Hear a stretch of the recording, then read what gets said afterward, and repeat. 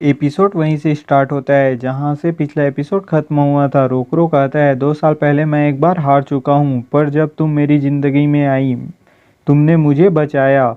वह वक्त मेरे लिए रुक गया था पर तुमने उसे चलाया, इसलिए मैं अब नहीं हिचकिचाता। बेनियो कहती है जब तुम मेरे भाई से लड़ने जाओगे तो मैं भी जाऊंगी। तो रोकरो पूछता है क्या तुम यूटो से लड़ पाओगी, वो तुम्हारे परिवार का सदस्य है। तो बेनियो कहती है ये नहीं कि मैं करना चाहती हूँ, पर किसी और को उसकी वजह से चोट नहीं लगने दे सकती क्योंकि मैं एक एक्सॉर्सिस्ट हूँ। फिर हम रोकरो को एक्सरसाइज करते देखते हैं जो साथ में कह रहा होता है कि 24 घंटों से भी कम वक्त बचा है जब मैं यूटो से लड़ूंगा, मुझे तैयारी करनी पड़ेगी। तभी बेनियो वहाँ एक गठरी लेकर आती है। रोकरो उसे देख कहता है क्या तुम घर से भाग रही हो। बेनियो सामान को दिखाते हुए कहती है ये तालिस्मान है जो मैंने बनाए हैं और कुछ हथियार भी।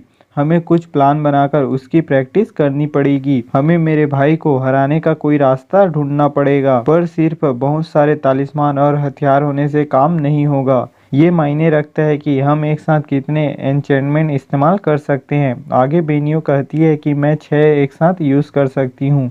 तो वहीं रोकरो मैं एक कर सकता हूँ कहता है। तो बेनियो चौंक रही होती है। रोकरो कहता है ये मेरी गलती नहीं है, उन्होंने मुझे सिखाना खत्म नहीं किया था। तो बेनियो कहती है 2 साल पहले मैं एक साथ 5 एन्चेंटमेंट इस्तेमाल कर लेती थी। तो रोकरो कहता है मैं तुम्हारे जैसा एन्चेंटमेंट इस्तेमाल नहीं कर सकता, तो हमें सिर्फ तालिस्मान और एन्चेंटमेंट के साथ लड़ना होगा। तो फिर बेनियो सोचने लगती है। रोकरो अपना रेड तालिस्मान भी निकालता है। तो बेनियो उसे उसके बारे में पूछती है। रोकरो कहता है ये मुझे सेगेन ने दिया है, ये काले यूनिफॉर्म के साथ मिला है। शायद ये मास्टर स्टार आर्मर तालिस्मान है, मुझे लगता है ये मेरे हाथ की ताकत को बढ़ा सकता है। आगे वो कहता है कि फिर भी हम दूसरे तालिस्मान का इस्तेमाल कर सकते हैं और उन बाकी तालिस्मान का कैसे यूज़ करना है करके बोल रहा होता है। बेनियो ये सब सुन पक जाती है, कहती है ये समय की बर्बादी है। तो रोकरो क्यों करके चिल्ला रहा होता है। वो आगे कहती है मेरे भाई की शक्ति बहुत ज़्यादा है, क्या तुम भूल गए सेगेन के साथ क्या हुआ। आगे कहती है एन्चेंटमेंट के अलावा इससे लड़ने का एक और रास्ता है, ये हमारे लिए असली हथियार है करके रेजोनेंस की बात करती है। तो रोकरो भी उसके बारे में याद करता है। बेनियो कहती है बचे हुए वक्त में हम इसका इस्तेमाल कैसे करते हैं, हमें ये जानना होगा कि हम कितनी देर और कितनी बार इसका इस्तेमाल कर सकते हैं। तो रोकरो भी कहने लगता है चलो इसमें महारत हासिल करें और तुम्हारे बेवकूफ़ भाई की बोलती बंद करें।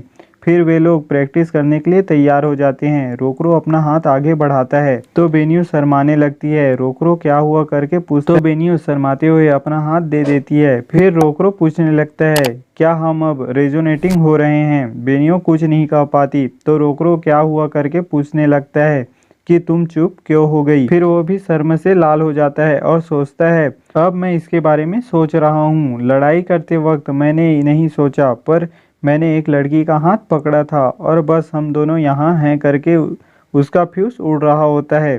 और आगे कहने लगता है पता है ऐसा कुछ करना ऐसे वक्त पे शर्मिंदगी महसूस हो रही है। बेनियो भी शर्माते हुए कहती है सिर्फ हाथ तो पकड़े हैं, इसमें कोई परेशानी की बात नहीं है। तो रोकरो उसकी बात सुनकर सोचता है कि तुम तो मेरे से भी ज़्यादा परेशान हो। आगे सोचता है कि ये पहली बार नहीं है और अपने दिल को शांत हो जाने के लिए कह रहा होता है। किनाको गुस्से से कहने लगता है मैं बस खड़े होकर नहीं देख सकता, बेवकूफ़ छोटे भूत। बेनियो सामा का हाथ पकड़ा, इसलिए मुस्कुराने की कोई ज़रूरत नहीं है। तो रोकरो मैं बस रेजोनेंस को शुरू कर रहा हूँ करके कहने लगता है। किनाको कहता है मुझे इससे कोई फर्क नहीं पड़ता, बस जल्दी करो। फिर बेनियो हकलाते हुए कहती है हम इसे एन्चेंटमेंट या किसी और के लिए इस्तेमाल कर सकते हैं, चलो करे। रोकरो भी चलो इसे एयर फिशर बुलेट के साथ शुरुआत करते हैं करके कहता है। तो वे दोनों उसका इस्तेमाल करने लगते हैं, पर उनका वह हमला पहले जैसा नॉर्मल ही होता है। तो वे लोग कुछ अलग नहीं था करके कहते हैं। बेनियो कहती है शायद सिर्फ हाथ पकड़ने से काम नहीं होगा, हमारी इच्छा हमारे दिल को एक साथ होना चाहिए, नहीं तो काम नहीं करेगा। आगे कहने लगती है इससे पहले बसारा से लड़ने की और मयूरा को बचाने की हमारी इच्छा थी। हम एक मन के साथ सोच रहे थे, कुछ और सोचे बिना। फिर आगे कहती है कि शायद ये तुम्हारी गंदी सोच की वजह से रेजोनेंस नहीं हो पा रहा है। तो रोकरो मैं ही क्यों करके कहता है। तो बेनियो कहती है वो तुम हो जो हाथ पकड़ने से परेशान हो रहे थे। तो रोकरो कहता है तुम अब भी परेशान हो, तुम्हारे हाथ कांप रहे हैं। और दोनों बहस करने लगते हैं। तो किनाको दोनों को कहता है कि ये बहस करने का वक्त नहीं है, हमारे पास ज़्यादा वक्त नहीं है। तो वे दोनों ध्यान लगाकर रेजोनेंस को करने लगते हैं। तो इस बार वे दोनों स्पेल पावर कंबाइन करने में सक्सेस पा लेते हैं। दोनों सोच रहे होते हैं कि यूटो हम तुम्हें और किसी को चोट पहुंचाने नहीं देंगे। फिर रोकरो फिर से एयर फिशर बुलेट का यूज़ करता है। तो वह हमला इस बार बहुत ज़्यादा पावरफुल होता है। वे दोनों चौंक जाते हैं। फिर ये दोनों बार बार प्रैक्टिस करते हैं। फिर सीन शिफ्ट होता है। हम मकानों में देखते हैं जहाँ यूटो हिनात्सुकी डोर्म के रूइन में टेबल के ऊपर फूल रखते हुए कहता है ये बहुत मज़ेदार होने वाला है, काश कल जल्दी आ जाए। फिर हम रोकरो और बेनियो की तरफ देखते हैं जहाँ ये दोनों प्रैक्टिस कर थक जाते हैं और बात करते हैं कि रेजोनेंस की कोई लिमिट नहीं है। जब तक हमारे पास स्पेल पावर बची है हम उतनी बार इसका यूज़ कर सकते हैं, लेकिन जितना ज़्यादा ताकतवर हमला होगा उतना ही ज़्यादा स्पेल पावर यूज़ होगी। फिर बेनियो आज के लिए इतना ही काफ़ी है करके कहती है, पर रोकरो मुझे कुछ करके देखना है, उसके बाद आराम करूंगा करके कहता है। तो बेनियो खुद पर ज़्यादा जोर मत देना कहकर वहाँ से चली जाती है। फिर रोकरो यूटो को याद कर रेड तालिस्मान का यूज़ करके देखने लगता है। फिर हम बेनियो की तरफ देखते हैं जो एक डरावना सपना देखती है जिससे वो चौंक कर उठ जाती है और विला से भागकर ग्रेनी के पास चली जाती है। पहले तो ग्रेनी क्या हुआ करके पूछती है और उसकी हालत देख उसे अंदर बुलाती है और उसे कुछ ओहागी खाने के लिए देती है। तो बेनियो ओहागी को देखकर रोकरो की बात याद करती है जिसमें उसने कहा था कि तुम ओहागी खाते हुए बहुत अच्छी लगती हो। बेनियो याद कर नहीं खा पाती। तो ग्रेनी क्या तुम्हें कुछ और चाहिए करके कहती है। तो बेनियो कहती है मुझे माफ करना लेकिन मुझे नहीं पता मुझे क्या करना चाहिए, मेरा शरीर काँप रहा है। तो ग्रेनी कहती है दूर भागना अच्छा है बेनियो सामा, तुम पहले ही बहुत लड़ चुकी हो। तो बेनियो कहती है क्या भागना सही रहेगा। तो ग्रेनी कहती है हाँ ये सही रहेगा, कभी कभी भाग जाना एक अच्छा रास्ता होता है अगर तुम्हें इससे राहत मिलती है। और फिर उसे समझाती है कि पर ऐसा कुछ मत करना कि जिससे तुम्हें पछतावा हो, जितना ज़्यादा पछतावा होगा उतना ही ज़्यादा दर्द होगा और वक्त के साथ पछतावा बढ़ेगा, जितना ज़्यादा दर्द उससे ज़्यादा तकलीफ होगी। अगर तुम्हें इससे पछतावा नहीं होगा और अगर तुम कुछ अलग नहीं करना चाहती तो भाग सकती हो। बेनियो कहती है मैं डर रही हूँ और रोकरो को याद कर कहती है कि अगर मैं अब भागी तो मैं रोकरो को अकेला छोड़ दूंगी, इसलिए मुझे पछतावा होगा। फिर सीन शिफ्ट होता है। बेनियो वहाँ से जा रही होती है तो ग्रेनी उसे एक ब्लैक वाला यूनिफॉर्म देती है। कहती है उस छोटकू लड़के से मिलने के बाद तुम बहुत बदल गई हो, तुम बहुत जिम्मेदार और आवाज़ उठाने लगी हो, तुम्हें इतना अच्छा देख मुझे अच्छा लगा। तो बेनियो उसे शुक्रिया कहती है। फिर बेनियो विला में आ जाती है और रोकरो को आवाज़ देती है पर रोकरो थक कर सो गया होता है। बेनियो वहाँ की हालत देख चौंक जाती है, सोचती है यही वो नई शक्ति है जो सेइगेन ने दी है। रोकरो अपनी जान लगाने के लिए बेचैन हो रहा है पर फिर भी ज़्यादा करना किसी काम का नहीं और उसके बगल में लेटकर सोचती है कि तुम सच में अजीब हो, तुम लापरवाह, कठोर और पूरी तरह से बेकार हो और फिर भी तुमने मुझे बहुत बार अंधेरे से बचाया है।